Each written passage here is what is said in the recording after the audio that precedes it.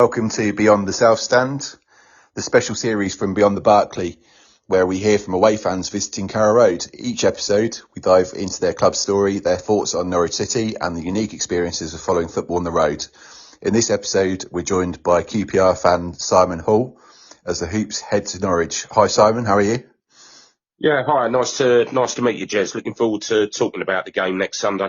Yes, absolutely. And I think from the off, really, I suppose we should better say we're recording this before the Boxing Day game. So perhaps if you just wanted to start talking about your game today and who you've got on Boxing Day.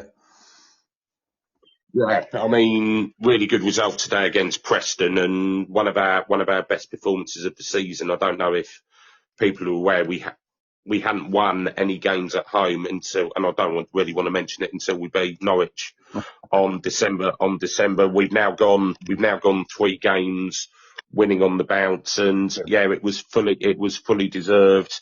Only downside is Steve Cook, our centre half, seems to have snapped his Achilles, which led directly to the goal that Preston scored. It was essentially the only chance they created, and we had plenty of chances to score and managed to get a winner in the last minute, which always is a good sign. So if you'd have told me 7 weeks ago that we'd have gone 7 games unbeaten and now 14th in the table, only 1 place behind yourselves, I'd have absolutely snapped your hand off.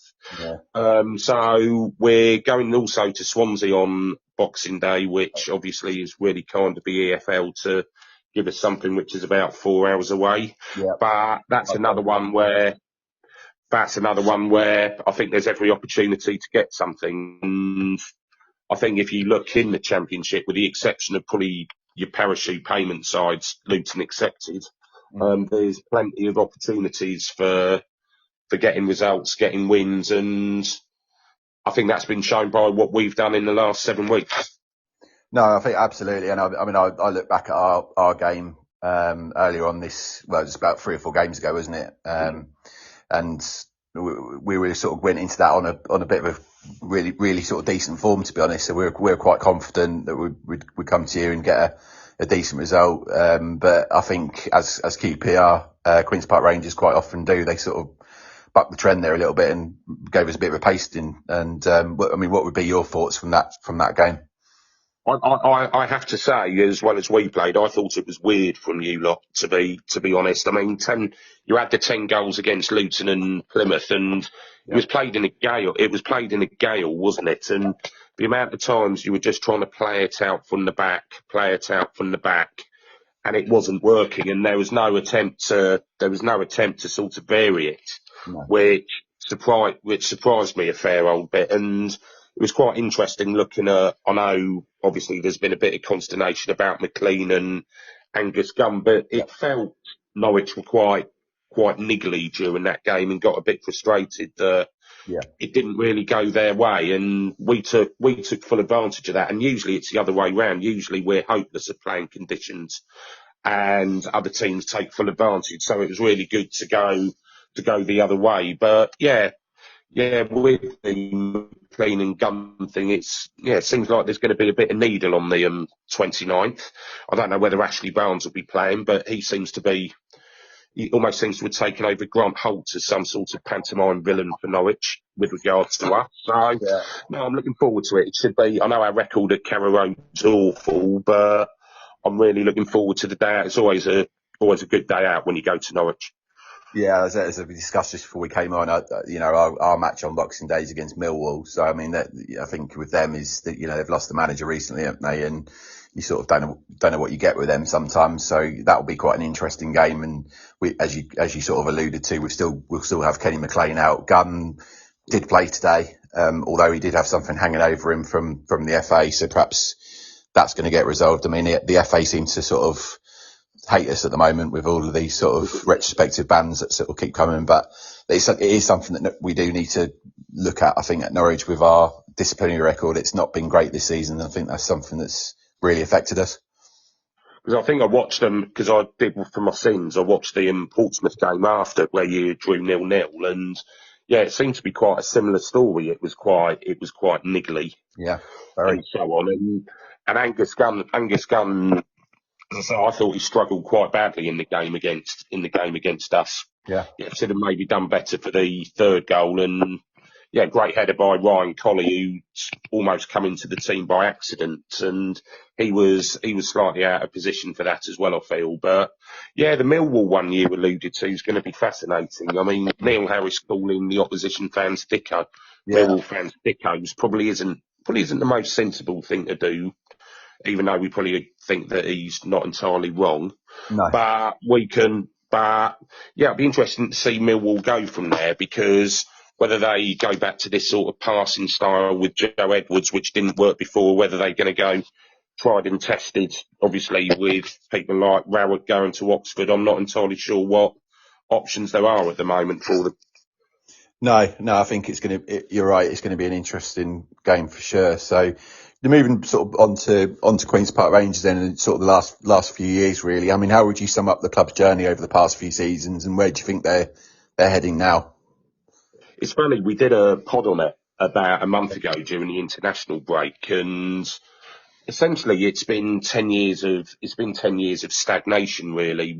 There's only been 2 seasons since we got relegated in 2015 where we've been in the top half of the Championship. There was one season under Warburton in COVID, we finished 9th, and then the season after, where we actually made a bit of a playoff push, we collapsed and ended up finished 11th, and then we found out that we spent too much money on that and we had to cut our cloth accordingly. Mm-hmm. Apart from that, normally we're looking at about 16th, 17th, and the last couple of seasons we've been battling to avoid relegation, and it's been a long-term issue, really. The way in which we handled the Premier League, we really didn't do it well at all. I mean, the Mark Hughes one was a disaster, and then to compound it by giving the job to Harry Redknapp when we got promoted, I'll happily say that once we got promoted, I'd have actually said, thanks, Harry, we'd have got someone else in. But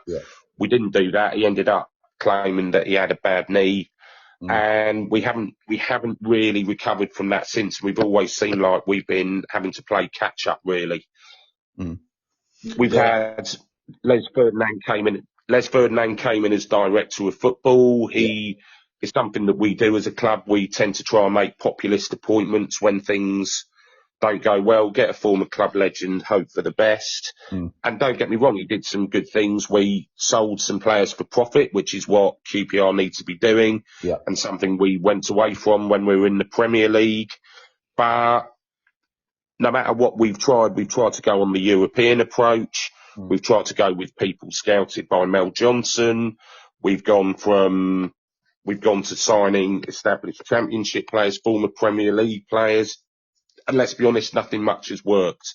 And one of the things I think we'll say is that through the owners, the culture of the club almost seems to accept this sort of mediocrity at the moment. And we've got an outstanding manager, and we'll come on to him in a bit with what he's done. But that's essentially where we are at the moment. It's just stagnating and hoping that we can keep going in the Championship. And we've actually changed a little bit. We've tried to go exclusively down data and analytics. And a few of the signings we had have been very, very slow to start. But there's signs now with people like Paul Nardi, our keeper, Jonathan Varane, our defensive midfielders, really coming on. Liam Morrison was someone we signed from Bayern Munich, B team. He's coming to centre half. He's played 9 games and he's not lost a single one. Koki Saito, impressive. He's a Japanese winger. We signed Dembele. Jan Chelar was our main striker. He's torn his hamstring. So we've been unlucky with injuries. We've been unlucky with injuries this season, but there's small signs at the moment. It's beginning to come back. Fantastic. And who are the current owners? Because I always remember back in the day, it was Tony Fernandes who actually he had a look at Norwich at one point, and this was before Delia was sort of in any kind of position to let sort of the reins of the club go. But I assume, is he still there, or is it someone else now? But Tony Fernandes was well-meaning but incompetent as a chairman, to be honest. He was, and I'll be honest, you had a lucky escape. And I mean, see what happened with Caterham. see what happened with Caterham and Formula One under his tutelage. He was very naive, wanted to please, wanted to get publicity for his airlines, thought he was doing the right thing. Too many people exploited him. Chief execs, we had people like Phil Beard, who had no experience of football chief execs. Obviously, Mark Hughes came in, Harry Redknapp exploited him as well as Redknapp's done with pretty much every club he's managed. Yeah. And as a result of that, we paid for it. We had the record financial fair play fine. Yeah. So basically, Fernandez stepped aside in 2018 after a really poor start to the season under Steve McLaren, and we're now taking over. And Jesus, this is going to be difficult. Rumen Nangliman, who is a Malaysian owner of Westports. Right. I have no doubt that is not how you pronounce his name. It sounded good. If it wasn't, it did sound brilliant. So excellent, good. So hopefully you don't get many Malaysian listeners. But he owns about one.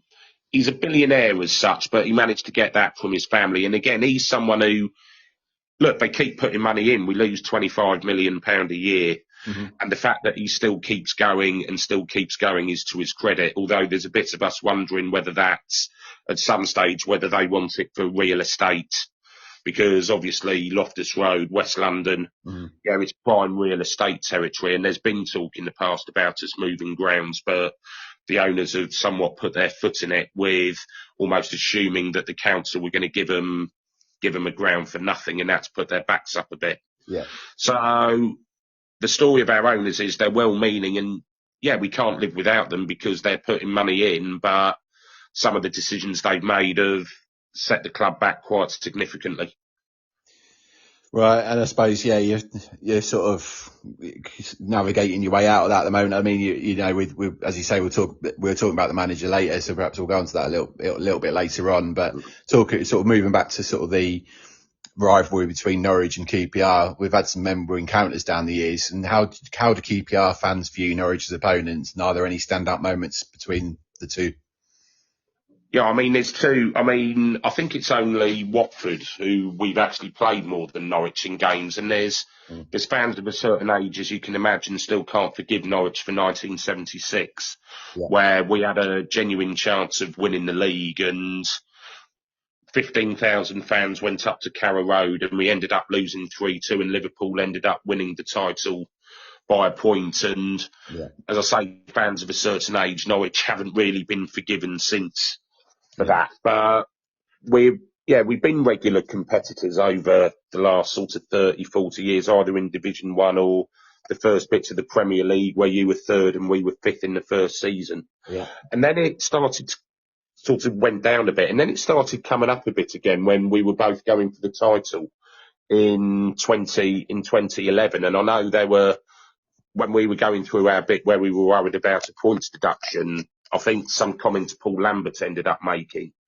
about how we should have got a points deduction, I think rankled us a little bit. And there was also the perception that the media almost wanted Norwich to do well, and we were seen as this moneybags QPR, the bad guys, which I think got our backs up a little bit. And then also, and I think I've mentioned to it before, people like Grant Holt played as a proper pantomime villain. I know there was a couple of games where I think he got a player sent off in a New Year's Day game. Joey and then obviously, no, that was Bradley. Yeah, I was going on to Bradley Johnson. It was, Bradley Johnson got Joey Barton sent off. I mean, that's a fight you'll never want to see end. No. And that was the one, wasn't it, where Johnson had your breath, Barton, your breath stinks at the darts. Which I'm actually watching currently. So that's it was. Yeah. That got brought up the other week. Actually, I think that was, as I said to you earlier on, I think that was a bit of a joke towards the FA Regulatory Commission that are currently trying to do their best to fine at Norwich for absolutely everything. I think they said, well, shall we revisit this from the darts a few years ago? Yes, absolutely. Yes, that's it. So obviously we had that, and then Yeah, it's fallen away a little bit, but Mm. yeah, I think owing to those previous things, it can be a bit lively. But at the same time, Norwich generally is a very good day out. As I say, I lived there for 4 years, so Yeah.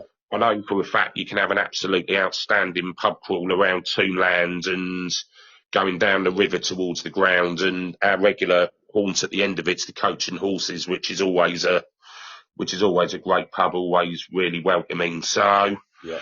yeah, it's a good day out. It's reasonably near, but yeah, I think as we've said, there is a little bit of niggle, and I've got a feeling there could be a bit more to come next Sunday. Given the circumstances around the game, and as you mentioned earlier, McLean's ban and Gunn's potential ban, I think you could be right. To be honest, I think it could be interesting. So yeah. So I mean, the games I remember, Loftus Road. Living where I live in Hertfordshire, I've been a few times to Loftus Road, and I don't think I can ever remember seeing us win there. I think we've had a pretty poor record against you at Loftus Road, and I think, as you said, on the flip side, we're relatively good at Carrow Road. So I think is that a fair assumption, would you say? It is. I mean, I think it's in the last 40 years we've only won twice. And as I say, we play you pretty much every season. So that's not a particularly strong record. It was a 4-3 in the Premier League where we had a striker called Devon White, who was a Remember? 6'4" absolute beast. We nicknamed him Bruno because he looked like Frank as such. And he managed to score a 50-yard run, sort of holding off two or three defenders who were trying to hang on to his coattails before burying it, and we couldn't believe it. He was a proper cult figure. And then I think there was one on a Wednesday night where I think we won 1-0 and we're down to 10 men for about 30, 40 minutes with Ian Dowie in charge. Mm. Apart from that, we've had pretty much no results there whatsoever. No, I think obviously the one you mentioned earlier on about when Barton got sent, I think we did win that day, but again, that 2-1, yeah. May be the last time we did, because I honestly can't remember us doing it since. I think you did in the Farker promotion season. I think Pookie scored as he did pretty much every time that With his season. chest, I think, if I remember correctly. Yeah, you won. Yeah, you won that one. It was a later kick-off, and then obviously you absolutely smashed us 4-0 in the return. Yeah, I remember that. Was that the one during the COVID season? That was a couple of seasons before. That was the first time you got yourselves promoted. When you were wearing that pink kit, from memory. Oh yes, fuchsia. It's fuchsia. Fuchsia's, apologies. Oh no, it's fuchsia. Yeah, it's definitely not pink. Oh, fantastic. So yeah, moving on to Loftus Road, and it's known to be sort of quite compact and intense in terms of its atmosphere. I mean, how does that experience of watching a game there compare to an away day at Carrow Road, or I mean, any other club really? Up until, ironically, our home record for the last 2.5 years has been absolutely rotten. Right. We'd only won about 8 of our last 51 in the last 2.5 seasons at home. So obviously, getting poor results like that doesn't help an atmosphere too much. And I've got a 6-year-old boy who's got a season ticket, and we've had times where we've gone 9-10 months at home without him seeing us win. Yeah. So trying to encourage the younger generation to support us when you've got results like that is very difficult indeed. But we love the R5s, absolutely love the half-5 kickoffs where you've had a bit of time in a pub. People are nice and lively, and it's sort of going into dusk and so on. They're great occasions, and we've had other occasions as well. I remember a playoff semi against Oldham 2003 where we got a winner with 5 to go, and you could almost literally feel the roof go off, and you could feel the earth shaking underneath you with everyone scoring. And don't get us wrong, when it can be, Loftus Road is a properly intimidating, a properly special atmosphere. Yeah. The other one that we can do for that was 2011 when we played Chelsea for the first time in 15 years, and Chelsea genuinely did not know what hit them that day. They ended up with 2 players sent off because they genuinely did not know what to do. Yeah. And there was one where someone sprinted down about 20 metres to have a pop at one Mata, trying to take a corner, and Mata just absolutely bricked it and didn't take one again. And we've got that capability of being properly intimidating when we need to be. And as I say, that Chelsea game, that was the John Terry racism one. Right. That was properly special, and that was a time where you could genuinely say, can fans win games? That was 100% it. And I think I said about Norwich as well, having, as I say, I've lived there for a few years, but the fact that it is a good away, for me, it is a good away day, and it can get quite lively, particularly by that bit of the Barclay. I Yeah. mean, do you still have that, do you still have what they call a snake pit? Yeah. Yeah, Snake Pit's still there, it's still loud and proud. And I think you mentioned earlier on about the Millwall manager coming out and perhaps saying a few unsavoury things. Well, we had a sporting director by the name of Stuart Webber that did an interview just before he left the club, and basically labelled some of the fans in there. He called them, I'm not, something along the lines of, I'm not bothered by what some divorcees in the Snake Pit think. So you can imagine he covered himself in glory by that, making that comment. But yeah, no, to cut long story short, yeah, we've still got the Snake Pit, which is, I sit quite near there. I sit in the Upper Barclay, which is on the right hand side. Yeah. And I look down into the Snake Pit almost, and it's raucous in there. Yeah, they've got the safe standing in there now and the Lower Barclay as well. But yeah, it's a raucous place, the Snake Pit. Yeah. How have you found the safe standings changed it? In all honesty, it hasn't really, for me, it hasn't. There people who sit in those areas might disagree, but I think they always did that anyway. So it's just giving them a safe pass to do it, isn't it? So, I mean, I've been to a few places in Germany, which, where it's been like that for, the best part of 10 years. But no, it's, yeah, for me, it's just made it safer for people to do what they've always done, really. Is your one, because there's been a bit of a difference we've noticed with some of the safe standings. Luton, Kenilworth Road. I mean, my God, that's needed it, but they had this sort of proper rail seating, which is what I considered safe standing. But then I've been to places this season like Derby, Leeds, which is essentially they've still got the seats, but they just put some bars in front. So it doesn't really count as safe standing at all.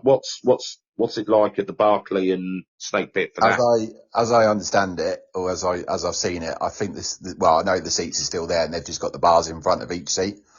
So it's almost like they've got as I say, it's just all the way down. So it's, but I think it just gives people that opportunity to do what they've always done, but it's there, and it actually probably gives them something a little bit extra where they've got a bit of a leaning post there as well, to be honest. So, but yeah, for me, it can only be a good thing really, because that's sometimes what football's, like the amount of away games we all go to, and I can't remember the last time I sat down at an away game, to be honest.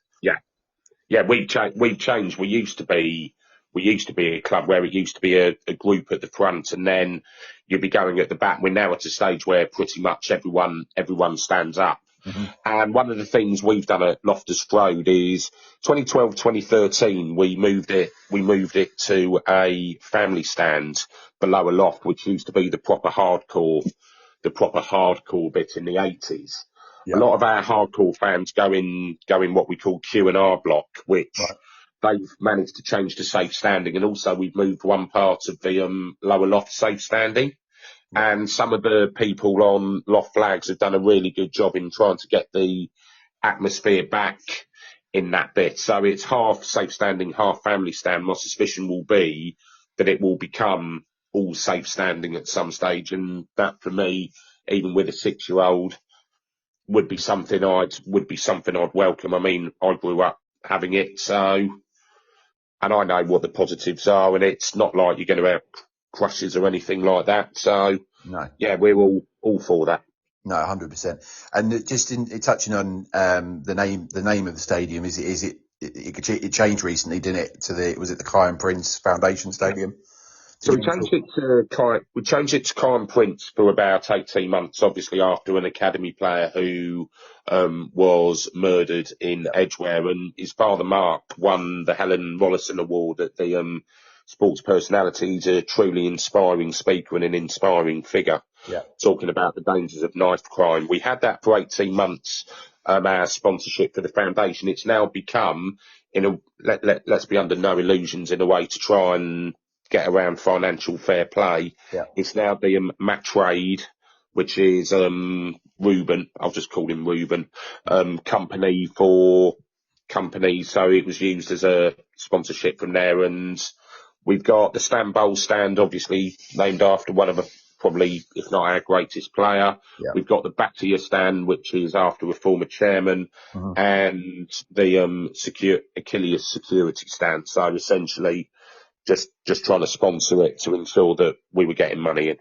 Yeah, fantastic. I'm just watching an advert on TV, which is a betting company, William Hill. Other betting companies are available, and it's filmed in Westway, underneath the A40. It's on those football pitches underneath the Westway, which is what, the stone's throw from your stadium. Oh yeah, we know them well. We know them well. We drive through them, and drive past them every time we go there. And funnily enough, I used to work for their competitor, which was Play Football. I think it's now a Power League, right next to Loftus Road, for another five-a-side centre, which I believe it's still there, operating as Power League.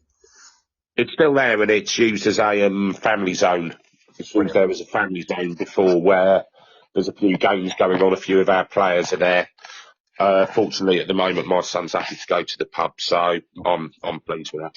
Yeah, we do have something similar at Norwich, which is Carrow Park, and I think those can only be good things for the clubs, can't they? Where they're a community asset, and a real good place for people to go to of all ages, abilities, disabilities, etc. That can go and enjoy those facilities. Does that welcome away fans?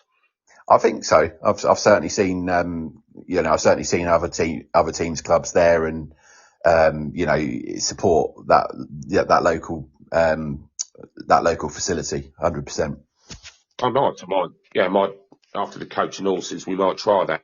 Yeah, I mean, unfortunately, I'm not there for that game. It's the one game I'm missing. Otherwise, I would have come and we usually go to the Coach and Horses, so I would have come in to see you. But perhaps in the future we can go for a pint or something. Yeah, 100%, mate, 100%. Definitely. So moving on then, so we've alluded to your current manager. Did you want to sort of talk about him? What his approach is? What's the mood amongst the fans regarding him? Considering that we'd only won one of our first 18 games, there was a really telling moment in the game against Stoke on the 23rd, where essentially the whole crowd chanted his name. And there's very, very few clubs, I suspect, would do that for a manager. And that's because the work he's done since taking over has been absolutely fantastic. Last year, Gareth Ainsworth, great man, decent man, sadly out of his depth in the Championship, had left a real mess. To be honest, we'd only won 2 of the first 14 games. We had, I think, between all of us who were going away, we couldn't really see a way out. And for him to do what he did with that ragtag of a side was truly remarkable. Him and Danny Roll, Sheffield Wednesday, both did amazing jobs. And I think the reason why he had so much respect and so on was because I think this season many of our fans didn't put the blame for our struggles on him. I think they put the blame on our new director of football, who's a 27-year-old lad who called Christian Nuri, and Andy Belk, who's our head of recruitment. We basically gone all in, as I said earlier, on the data and analytics, and a lot of the players were making a slow start. Yeah. And I think people realised and people appreciated that, this wasn't down to him. He was doing his best with one hand, essentially tied behind his back. But as time has gone on, he has improved these players, and the players are coming in and are beginning to contribute. Now, the other great thing about Marty Cifuentes is he came in with a reputation of being this 4-3-3, describing to Johan Cruyff style of football. Yeah. By the end of the season, it was essentially 4 centre halves playing as your back 4, and his ability to be pragmatic in situations is truly impressive. And I know we have a debate at the moment, ideologues like your former player Russell Martin and so on, who, let's be honest, was never ever going to try and change style. One thing that Marty Cifuentes has done, and he's done it this season since the international break, he's willing to be pragmatic. At the start of the season, we were very open. We were using things like inverted left backs, which just wasn't working. And it was slow, passing it around the back, 50, 60% possession. We're now getting under 50% possession of games, and we're winning. And the results are coming. The results are there. And we've learned a bit more how to press high. We managed to do that very well at Preston today. Yeah. Because let's be honest, as you well know, Jez, there's very few teams in the Championship who are capable of consistently playing the ball out the back. So there's always going to be mistakes and there's always going to be opportunities. So, yeah, we absolutely love the bloke. We absolutely love the bloke, to be fair. And I suspect at some stage he will move on to bigger and better things. And he would go with the blessing of every QPR fan, I would say, at the moment. Well, fantastic. I mean, one of the things I wanted to touch on there is the data aspect, because someone with Norwich have just brought into the club, Ben Napper. I say just brought in; he's been in quite a while now, nearly a year. His sort of approach is very data led, and it's interesting you say some of the signings at QPR have struggled to settle, because I think that would be fair to say the same for Norwich. Some of the the early signings that Napper's made haven't, some have, some haven't. But I guess my question really is, can you sort of give any reassurances to Norwich fans that are sort of going through that process, but perhaps a year behind where QPR are with that data-led approach? I think you can eventually, and I think as I say, we're beginning to see it with people like Jonathan Varane.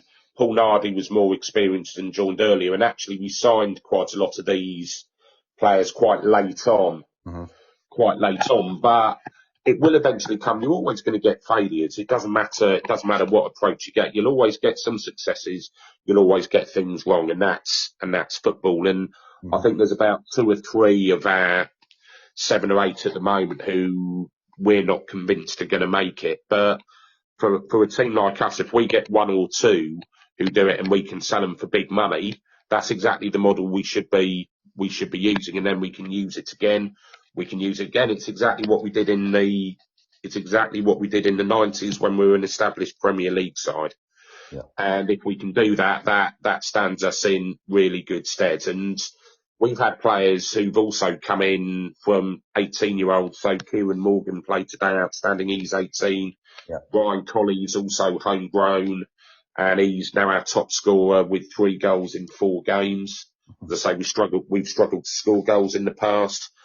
And those things there are really positive, and eventually they will come good. But the one thing I'll say about the data is it doesn't allow for the fact whether they're going to be capable of playing in the Championship. We've had one player called Nicholas Madsen, who we signed, scored 14 goals in the Belgian league last season.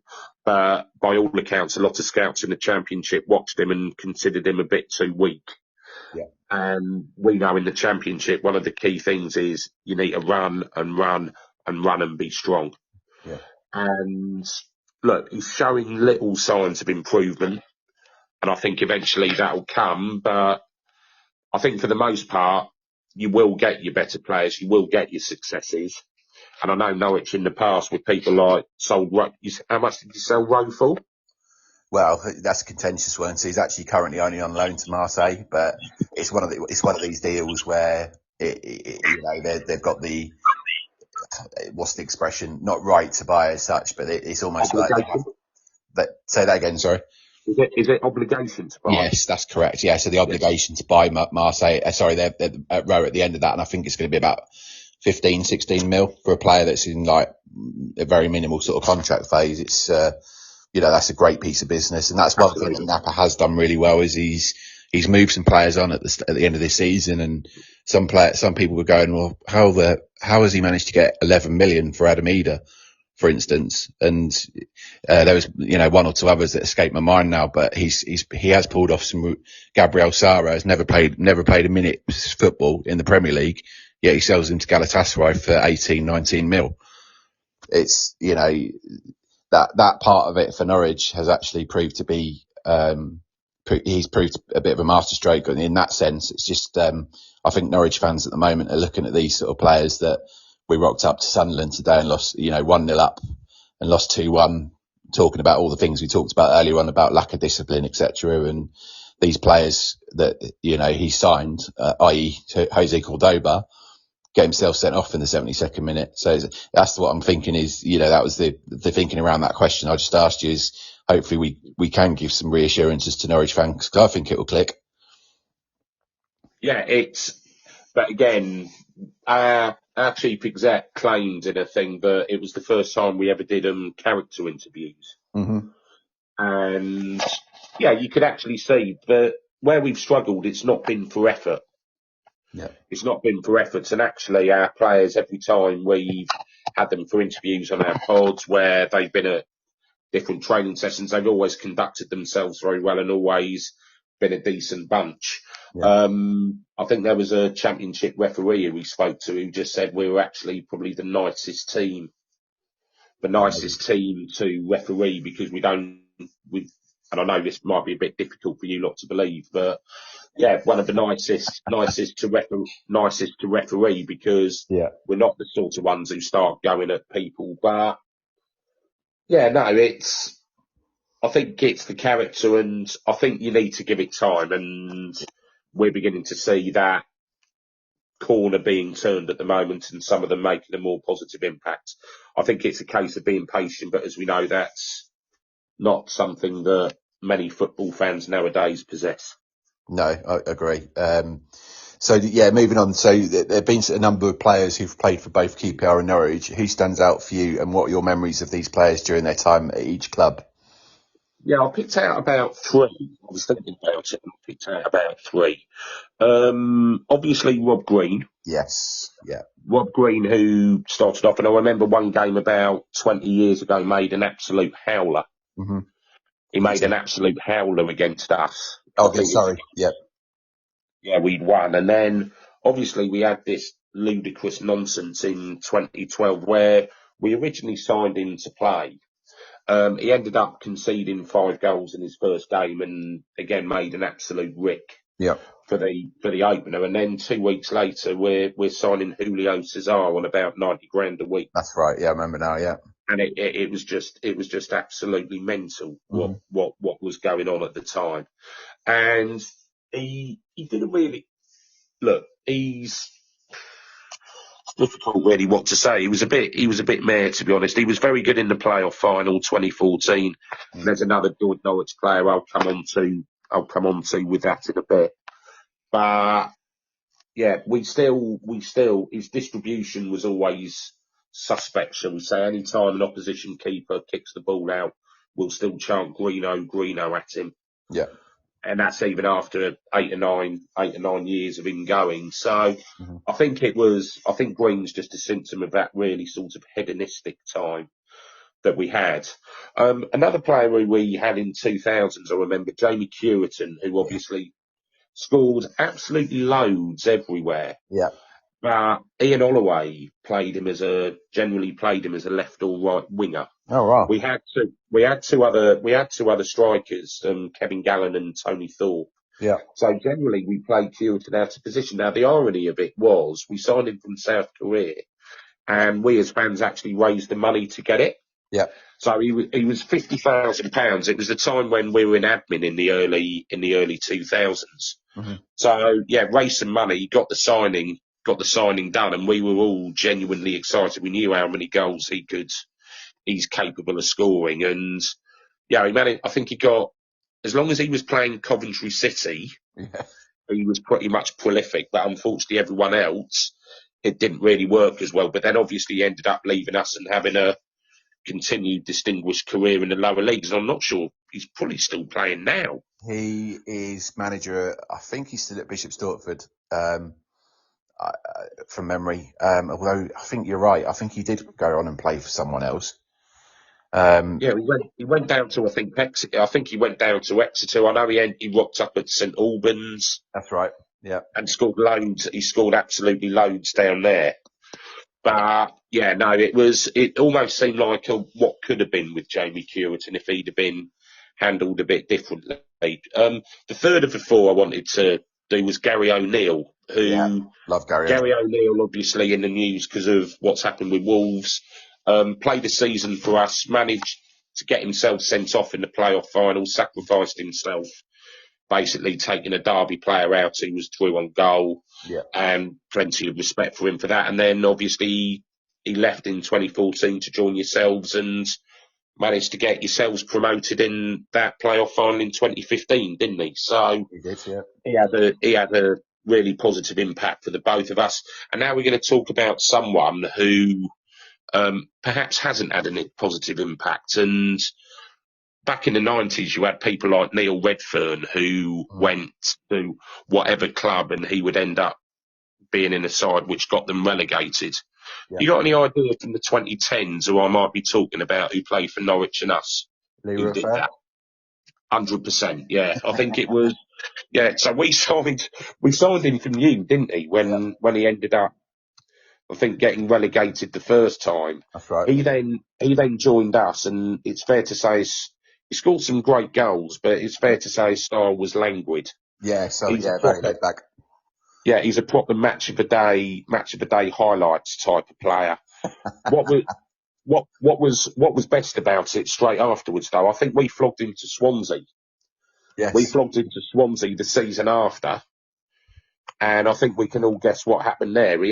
Swansea ended up being relegated that season as well. And Yeah. I'm genuinely not sure if there's a player who's managed to be in three different sides and managed to get all three of them relegated at the same time. But look, there was certainly talent with that lad. But yeah, I think application and attitude left a fair bit to be desired. No, I agree. I mean, he came in at a similar time to the club that Ricky Van Volswinkel did, and that's a great name, by the way.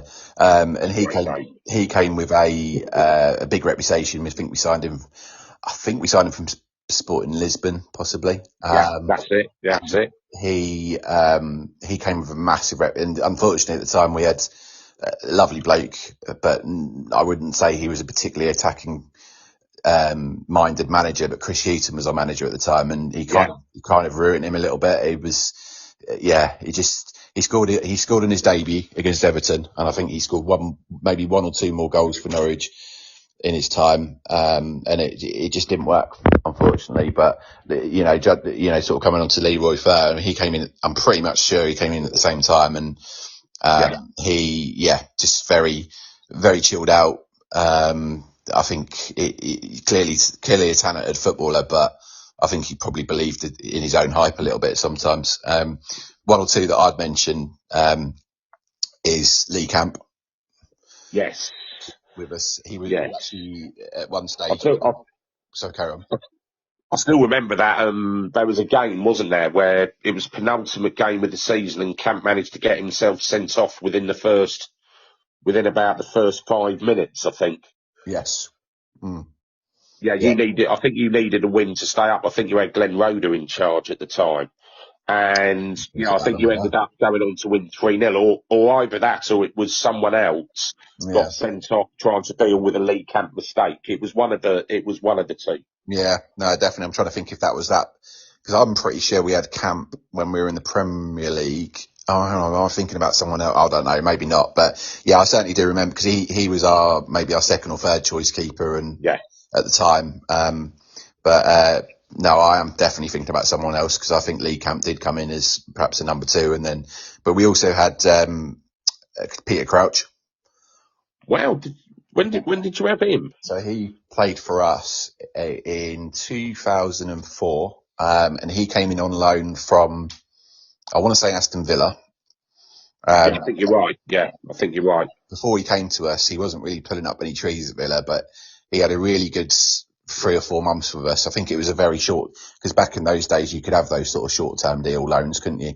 And it was the same time that we had Darren Huckabee on loan from Man City, and Crouch come in and scored, I don't know, maybe 8, 9, 10 goals, something like that. But I will always maintain, and I don't know what he thinks about it, but that when he came to Norwich, we almost made his career a little bit, because he then went on to Southampton after that and done really well. And the rest is history, really, isn't it? Because he's obviously then played for England, Liverpool as well. So yeah, Yeah, he was with I us. mean, we signed Peter when he was 19 years old, and it was an absolutely rotten QPR team. Ended up being relegated in 2001, Yeah, and he was the only bright spot really. Ended up scoring a good 12, 13 goals in, as I say, what was an absolutely rotten side. yeah, And I think Pompey ended up taking a chance on him. And yeah, you could see some signs there, but I think if you'd have told me that he'd have gone on to have the career, the number of England caps he got, I probably wouldn't have believed you. But he still speaks very fondly of us, and yeah. always come across as a great bloke in whatever he's done. No, absolutely. And I think just going back to the start when you mentioned Green, I remember you saying about the howler. Well, I thought you were initially talking about when he was playing for Norwich, and it was very early days in his Norwich career, and he let a shot sail over his head from the halfway line from Carlos Edwards at Luton, which was quite entertaining. And also he had that clanger in the World Cup, didn't he, as well? So I think he was, in all honesty, a good goalkeeper, but he was, I suppose, a lot of goalkeepers capable of that occasional clanger. You always had one of them, yes. I think probably best to leave it at that. Definitely. So just finally then, Simon, so returning to the Premier League, I mean, what was your thoughts on that? Do you think what needs to happen for QPR to sort of make the promised land again? Honestly, Jez, I think it's getting increasingly difficult now, and there's a big bit of me where if by some miracle we ended up getting promoted, I would just say, can we just take the 200 million and stay in the Championship, to be quite honest. The times we played in the Prem have largely been quite miserable experiences. I remember 2015, I went to about 14 of the 19 away games, and we did not get a single point Yeah. in any of them. And whilst armchair fans, can talk about all the experience, and so on, you getting pasted week in, week out, it's miserable. Yeah. And I think it's more and more teams are experiencing it. And I think there's even teams in the Prem at the moment, you think of your likes of your Brentford, your Palace, and so on, where people are complaining because all you're doing is finishing either mid-table or just aiming to finish 17th or above. And surely football's got to be more than just worrying about staying up in a league Mm-hmm. and just getting a load of money every season. So that's my personal perspective on it. For us to get there, we're going to have to do what we've done, particularly with the proliferation of the parachute payment sides. Yeah. So I mean, we look at the moment, Leeds, Sheffield United, Burnley, Yeah. sides who've had parachute payments in the past. They're all right up there. Mm-hmm. The season before, the likes of Southampton, the likes of Leicester. Yeah. I mean, as much as you're not going to want to hear it, Ipswich Yeah. totally bucked the trend. And look, it's honest, they're going to come straight back. But it's just frustrating, really. And I worry that the Championship is becoming with the exception of the three parachute payment sides, the Championship's an incredibly even league. Mm-hmm. But we are in danger of it being skewed at the moment in favour of those parachute payment clubs. And things like Luton have shown you can do it. Huddersfield were really, really close to doing it. And Yeah. I'll move on to VAR in a minute and why I think there's a potential real issue if VAR comes in the Championship, Yeah. which obviously came out in the news yesterday. Yeah. Yeah, it's more and more difficult for teams like ourselves to actually get up there. It's a case of getting there, hope you get in the playoffs and hope for the best. I mean, before I go on to VAR, what's Norwich's financial situation if they don't go up this year? Well, we've just got new owners. So, what was it, 2 months ago? I mean, the guy's been on the scene for about 3 years, but Delia finally gave up, and her husband Michael Wynne Jones, should I say, who were the majority shareholders, joint majority shareholders of the club, have finally given up the reins, and we've now got a gentleman by the name of Mark Atanasio, who owns the Milwaukee Brewers, who's a baseball team in obviously in the USA, but he's come in, and they've got a bit of money. They've got a guy by the name of Richard Resler, who is a big property person, for want of a better phrase, in the USA, and they're very ambitious. So we're not. I think we could have been in trouble if they hadn't come in, but we're probably on an evenish keel now, and probably the money will be spent in January for sure. The manager we've got is a young manager. He's only 35. He's come from the Danish leagues. There's been some very good games this season, especially at Carrow Road, where we've really, dismantled teams, I suppose. We beat, albeit Plymouth, who aren't great, we beat them 6-1, beat Luton 4-2, we beat Watford 4-0, and we beat Hull 4-1.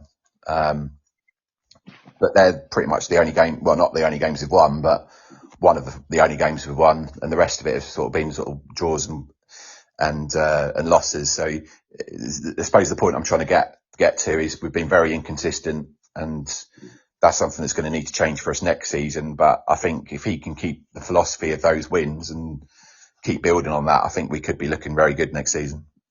Yeah. I mean, going back to Plymouth have only got 1 point away from home. Take a couple of guesses who that was against. Oh, no, it wasn't Hilo, was it? Oh, it was. And they had 10 men for 60 minutes. Oh, no. we're very, very good. We're very charitable like that. Yeah. I think the other thing as well to talk about is the whole notion of VAR, and surely they can bring it in the Championship. I mean, I'll be honest, I only really watch football in the Championship now. Sometimes watch it on Sky, and I watch it. My interest in watching other type of football has reduced massively. Yeah. I think mainly down to the absolute saturation of it, and before you get us started on the Sky deal and the 12:30 kickoffs. But if they then add in VAR on top of that as well, it's just going to make it an absolutely miserable experience. I mean, you look at what happened at Wembley with Coventry, wasn't it? You've gone 3-0 down, go on to win 4-3 last minute. Yeah. And then you've got some Herbert trying to draw some lines, trying to suck any sort of joy out of it. Nah, come on. It's an absolutely ridiculous idea. Goal line technology, absolutely fine, quick, efficient. But the rest of it can get in the bin as far as I'm concerned. And I really, really hope that the story which came out saying that they are genuinely considering it is not true. No, I'm with you to some extent. I think the lines thing is ridiculous because it just seems that they can just draw them wherever they want. But I don't know if you've seen in the Champions League quite relatively recently, is they've got I think they call it semi-automated now. I don't think it's fully automated. Where it's the one where they bring up the computer graphic of the two mannequins of the two players that are involved in that instant. And it's pretty much instant. And I think if they can bring that in, I think I would be happier. But I'm with you. I think goal line technology is, other than that Sheffield United Villa game the other year, where that was definitely over the line and obviously resulted in Villa's upturn, shall we say? It's pretty conclusive, isn't it? But I think on our Christmas special, we talked to the premise of our Christmas special is we talked to all of the clubs around the world that are nicknamed the Canaries. And one of the clubs was a club called Modena that are based in Italy. And they're in Serie B, and he was saying that the VAR is used in the second league over there, and it's something that is sort of commonplace. And I think they use it in the second division in Germany as well. So obviously these countries are a little bit ahead of us in terms of it. And you're right. I think it'll be interesting to see what happens. I think for me, the biggest thing is the biggest advantage of the bigger clubs, particularly of the higher end teams in both the Premier League and the Championship, is the introduction of 5 substitutes, because you can change half your team. And for a club like, a lower end club, they're going to struggle with that because. Yeah. And if you've got a host of injuries, then some of the clubs can replace those relatively easy with some top quality players where other teams can't. And I think that's a real game changer in more ways than one. No, I'd agree. Yeah, I'd agree with that as well. And yeah, so that's quite a difficult one. But also going back to the VAR, and I think also the people officiating it is the concern. I don't know about you. You've watched enough Championship football. I think the standard of it. Go on. Sorry, I'm just watching standard it. Standard of refereeing Oh, really. Sorry. Yeah, standard of refereeing really poor at the moment. And yeah, would you trust after the people doing it to make a decent job of it? I'm not 100% sure I could. By the way, was that something at the darts? Yeah, apologies to interrupt your very important bit there, but Luke Littler was literally just about, he was inches away from putting out a 9-darter there. It was, I mean, he's gone for the double 12 and it's a millimetre away from the edge of the double 12. Double 12. He could have seen a 9-darter there, but sorry, carry on. Trouble is going back on the darts. The trouble is Littler hitting 9 darters now. It's almost getting bored. Oh, honestly, he's something else. And I watched him last year, and I mean, his set for average now is 144. Sorry, it's just something else. Jesus Christ! I mean, that's just out of this world, isn't it? Yeah, sorry for anyone that doesn't like darts that's currently listening to this podcast, but it's if you don't watch this kid, because he's 17, made his debut last year at the age of 16. Got to the final, didn't he? Played, I'm trying to remember who he played. Oh, it was the other Luke, wasn't it? Luke Humphreys. And I think the occasion just got the better of him. But I'm looking at him now. I'm thinking he's on one here. He could go one better this year. Yeah, as I say, he's got, and I know we're going off topic, but yeah, I like my darts as well. So yeah, Humphrey and Littler in the semi-finals as well. So yeah, essentially that's the final. That's the final the day before. Right, got you. Yeah, so I'm actually there next Sunday evening. Obviously, don't know who we're seeing yet because it'll be dependent on the next few days' games, I would imagine. But it's I won't ask what you're going as. Well, we had toyed with the idea of dressing up. I think the Vicar was mentioned at one point, or Ali G, or what was the other one? The Jamaica bobsleigh team was also mentioned. But I've got a Christmas jumper, which on topic actually, from what we were talking about previously, it's a VAR humbug one. So, excellent. That's much. I think better for all involved. Yeah, absolutely. Well, Simon, thank you so much for coming on. It's been an absolute pleasure hearing about QPR and your endeavours. And as I always do with these, I think it'd be prudent to perhaps have a little prediction ahead of the game next week. What's your thoughts? All good one. I know we're going in hopefully 8 unbeaten, but I think our record at Carrow Road is a concern, and with Steve Cook going out injured, and also having played Swansea 3 games before, I'd snap your hand off for a point. I'll go with 1-1, but I have a feeling we might lose. But the form we're in at the moment, we never know. Yeah, I would like to think there'd be a reaction.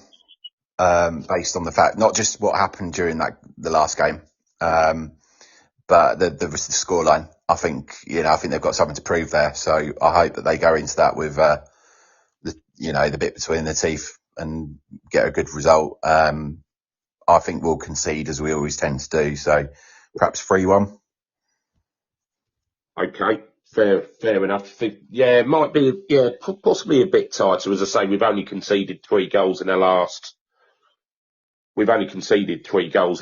10 games, so maybe a bit tighter. It'll be interesting to see. But as I say, that's without Steve Cook. But hopefully we'll have Jay Clark sorted back, and he'll play with Liam Morrison, who, as I say, stepped up brilliantly. No, definitely. All right. Well, look after. I'll take it that you're down in Poole at the moment, right? I am, yeah. I've finished the game at Preston, gone to see my parents, and going to have a couple of days there before heading up towards Norwich for the 29th via Lincolnshire. Fantastic. Well, I hope you have a wonderful Christmas, Simon, with the family. And as I say, unfortunately, I'm not making the QPR game due to the darts, funny enough. I hope you have a wonderful time in the city. Just for everyone else, if you have enjoyed this episode, don't forget to subscribe and leave us a review on your favourite podcast platform. And we'd love to hear your thoughts. So join the conversation on social media, all the forums, and let us know what you think about the topics we covered today. Thanks very much, Simon, once again, and look forward to speaking to everyone soon. Send me them bits across and we'll go. And yeah, let me know on the 27th, mate. I'm happy to help. Yeah, thanks a lot, Jim.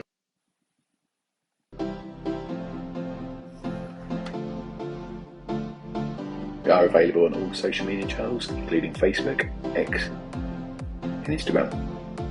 Thanks for listening, and tune in soon.